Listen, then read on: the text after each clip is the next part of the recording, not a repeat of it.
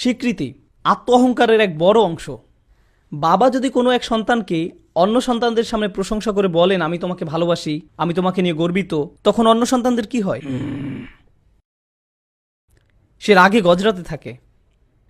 বাবা যদি এক সন্তানকে বলেন, আমার গাড়িটা পরিষ্কার করে দাও, তুমি এটা ভালো পারো, অন্য সন্তান হয়তো গাড়ি পরিষ্কার করতে চায় না, বরং সে টিভি দেখতেই পছন্দ করে, কিন্তু তারপরও সে অসন্তুষ্ট, কারণ বাবা আমাকে কেন বলল না?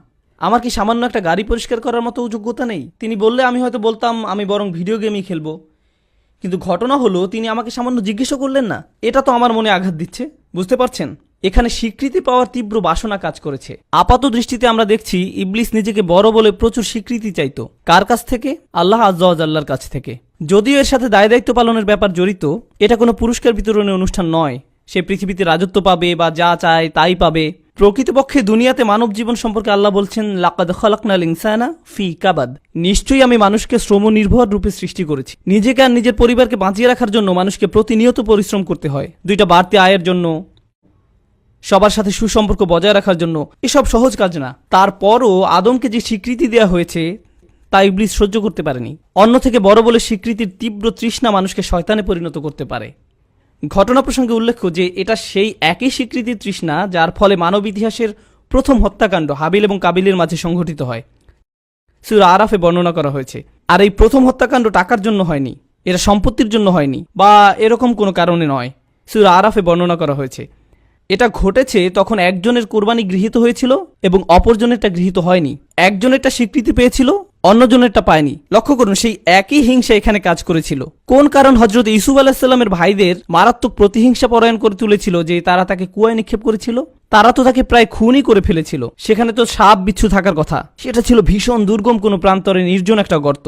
তবুও তারা তাদের ভাইকে সেখানে ফেলে দিয়েছিল। জানেন কেন? কারণ তিনি তার বাবার কাছ থেকে যে স্বীকৃতি পেয়েছিলেন তা অন্য ভাইদের তার প্রতি হিংসাত্মক করে তুলেছিল। এখন এই স্বীকৃতি জিনিসটাকে আপনারা ভালো করে বোঝার চেষ্টা করুন। যখন আমরা আত্মমর্যাদা সম্পর্কে চিন্তা করি তখন আত্মমর্যাদাকে অর্থবিত্ত, প্রতিপত্তি, ক্ষমতা ইত্যাদির সাথে যুক্ত করি। আমি বলি কি, এই সব বিষয় মানুষের স্বীকৃতি পাওয়ার আকাঙ্ক্ষার কাছে খুবই তুচ্ছ ব্যাপার।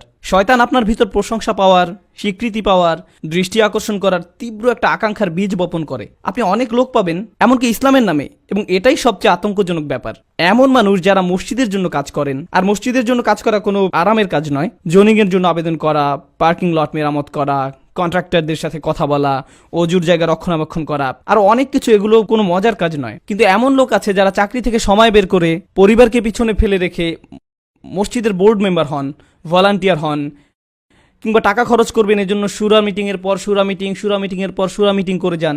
কি কি উদ্যোগ নেওয়া যায়, কোন কোন জায়গায় মেরামত করতে হবে। এদের মধ্যে এমন কাউকে পাবেন যে বিত্তশীল, তার ভিতর এই শক্ত মনোভাব কাজ করে যে আমাকে মসজিদের প্রেসিডেন্ট হতেই হবে। আরে ভাই, আপনি তো হয়তো ইতিমধ্যে আপনার ডিপার্টমেন্টের প্রধান, অথবা ডাক্তার যার পিছনে নার্সরা আদেশের অপেক্ষায় থাকে। এই অবস্থা যে কারো ব্যাপারেই হতে পারে। উপরন্তু আপনার ঘরের প্রধান আপনি, আপনার রয়েছে অর্থবিত্ত, এ সব কিছুতেই আপনি প্রধানতম। কিন্তু এর পরও আপনি ভাবেন এক জায়গায় আমাকে যথাযথ মূল্যায়ন করা হচ্ছে না, তারা তো স্বীকৃতি দিচ্ছে না আমাকে, আমি তাদের জন্য কত কিছু করলাম, আমি আমার মর্যাদার যথাযথ স্বীকৃতি মসজিদ থেকে পাচ্ছি না, আমাকে অবশ্যই মসজিদের মহিয়ান শাসক হতে হবে। এমনকি মসজিদের ভিতরেও, মসজিদ সমূহ আল্লাহর স্মরণ করার জন্য। অতএব তোমরা আল্লাহ তাআলার সাথে কাউকে ডেকো না। কথা প্রসঙ্গে বলে রাখি, আমি বিশেষভাবে ডাক্তারদের প্রতি ইঙ্গিত করছি না, হয়তো অভিজ্ঞতা প্রসূত বা কিছুটা আমার উদ্ভাবনী কল্পনা মাত্র। এই অবস্থা যে কারো ব্যাপারেই হতে পারে। এমনকি হয়তো কারো কোনো পেশাই নেই, কিন্তু সে যখন মসজিদে আসে তখন স্বীকৃতি, ভোটাভুটি, নির্বাচন ইত্যাদি ব্যাপারগুলো নিয়ে ভীষণ উত্তেজিত হয়ে ওঠে। কিন্তু কেন? এ তো যেমন রিপাবলিকান বনাম ডেমোক্রেটদের মতো অবস্থা, তাও আবার মসজিদের ভিতর। কিন্তু কেন? আপনি কি জিতছেন? এই যে আপনার মাথার ভিতরে গেঁথে আছে যে মানুষেরা আপনাকে আপনার অবদান দেখে সম্মান দিবে, এটাই তো আসলে ইস্তেকবার। অন্য সবার থেকে বড় হতে চাওয়া, অন্য সবার চোখে বড় হতে চাওয়া, সবার বিবেচনায় বড় হতে চাওয়া, সমস্ত কৃতিত্ব নিজের দিকে টেনে নেয়া। এখানে কোনো বৈষয়িক প্রাপ্তিই কিন্তু নেই, বাহ্যিক কোনো উপকারই এসব আচরণ থেকে বের হয়ে আসে না। এটা কিন্তু একটা রোগ। তা যেমন আপনার বৈষয়িক জীবনকে ক্ষতিগ্রস্ত করে, তেমনি মানবতার প্রত্যেকটা ক্ষেত্রেই এই অহংকার ক্ষতির কারণ হয়ে দাঁড়ায়। মানুষের প্রত্যেকটা সম্পর্ককেই এটা ক্ষতিগ্রস্ত করে। অহংকার যেমন পারিবারিক সম্পর্ককে ক্ষতিগ্রস্ত করে। পরিবারের ভিতরে এমনও স্বামী থাকতে পারেন যিনি সারাক্ষণ তার অবদানের স্বীকৃতি খুঁজছেন, তিনি সারাক্ষণ রাগ ঝেড়েই যাচ্ছেন, আমি তোমাদের জন্য এত কিছু করলাম আর তোমরা আমার কোনো মর্যাদাই দিলে না। সর্বশেষ কখন তোমরা আমাকে ধন্যবাদ দিয়েছিলে? তিনি যেন সারাক্ষণ স্বীকৃতির জন্য উত্তেজিত। তিনি যেন নিজের সামান্য এক ঘরের অ্যাপার্টমেন্টের মধ্যেই একজন ফেরাউন। শুধু ফেরাউনের মতো আয়না রব্বুকুমুল্লাহ আলা, আমি তোমাদের একমাত্র পালনকর্তা, এমন ঘোষণা দিয়েই বাকি আছে। আপনি হয়তো এক ডিপার্টমেন্টে কাজ করেন, সেখানে মাত্র 5-6 জন একত্রে কাজ করে। আমি নিশ্চিত এমনও সামান্য কাজ আছে যা হয়তো আপনি খুব ঠেকে না গেলে করবেনই না। যেমন পরিচ্ছন্নতা ডিপার্টমেন্টের ট্রাকে একজন সামনে ড্রাইভ করেন, অন্যজন পিছনে ঝুলে থাকেন যিনি আবর্জনা কুড়িয়ে ট্রাকে ভরেন। অন্যদিকে যিনি সামনে আছেন তিনি অহংকারে ভাবছেন, ও হ্যাঁ, আমি তো ড্রাইভার। আরে এই ছোট্ট জগতেই তো তিনি একজন ফেরাউন। তিনি ইস্তেকবারে আক্রান্ত হয়েছেন, কারণ তিনি বিরাট কিছু একটা হয়ে গেছেন বলে নিজেকে স্বীকৃতি দিচ্ছেন। এই ইগো বা আত্মহমিকার প্রতিযোগিতা আপনার অফিসের ভিতর, আপনার ডিপার্টমেন্টের ভিতর, আপনার টিমের ভিতর, বিভিন্ন টিমের ভিতর, এমনকি এটা বিভিন্ন ব্যবসা প্রতিষ্ঠানসমূহের ভিতর ছড়িয়ে পড়ে। অন্যদিকে এই আত্মহমিকার প্রতিযোগিতা পরিবারের ভিতরে, এমনকি আপন ভাই বোনদের ভিতরেও কাজ করে। বাস্তবতা হলো ভাই বোনদের ভিতর আত্মহমিকার প্রতিযোগিতা সবচেয়ে মারাত্মক ধরনের আত্মহমিকার সংঘাত। এজন্যই মানব ইতিহাসের সবচেয়ে বড় পতন হযরত আদম আলাহিসাল্লামের বেহেশতে নিষিদ্ধ ফল খাওয়ার পাপ করার পরে দ্বিতীয় যে বড় পাপ ইতিহাসে ঘটেছে তা হলো আপন সহোদরদের ভিতরে সংঘাত, হাবিল এবং কাবিল।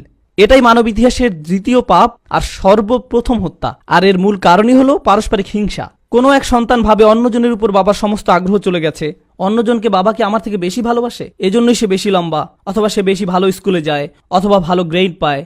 এবং দুঃখজনকভাবে আমরা পিতামাতারা সন্তানদের এই পরিস্থিতিতে কোনো সাহায্য তো করছিই না, বরং একজনের 100 পাওয়াকে অন্য সব সন্তানদের গালে শক্ত চপটাঘাতের মতো করে কালিমা লেপন করি। তার মার্কশিট উঁচু করে ধরে অন্যদের বলি, এই জন্যই অন্য সবার থেকে আমি তাকে বেশি ভালোবাসি। সে যেমন দেখতেও ভালো তেমন বুদ্ধিমান। তুমি কি করেছো? বন্ধুরা, সে অন্য ছোট বাচ্চা ছেলে বা মেয়েটা যে ক্রমাগত রাগে গজরাচ্ছে, অন্য ভাই বা বোনের সামান্যতম চিন্তাও তার অন্তর্জ্বালা করে, অনেক অন্তর্জ্বালা করে, চিন্তাও তার অন্তর্জ্বালা করে। আর আপনি অবাক হন কেন তারা এত হিংস্রভাবে মারামারি করছে। সে তার ভাইয়ের খেলনা নিয়েই ভেঙে ফেলে, খেলে না, ধরেই দুমড়ে মুচড়ে ভেঙে চুপ করে বসে থাকে। বাবা মা দৌড়ে এসে ধমক দিয়ে যখন জিজ্ঞেস করেন কেন তুমি এমনটা করলে, তখন সে ফোপাতে থাকে, তুমি তাকে বেশি ভালোবাসো, তুমি এমনকি তার খেলনাকেও আমার চেয়ে বেশি ভালোবাসো। দেখুন, ছোটবেলা থেকেই এটা মানুষের ভিতরে কিভাবে কাজ করে। একেই বলে ইস্তেকবার বা বরত্ববোধ। শয়তানের এটা ছিল, তাই সে মানুষের ভিতরেও তার অনুপ্রবেশ করাতে চায়। এটাই তাকে ধ্বংস করেছে। তাই সে নিশ্চিত করতে চায় যে প্রত্যেকটা মানুষের ভিতরেই তা কাজ করুক।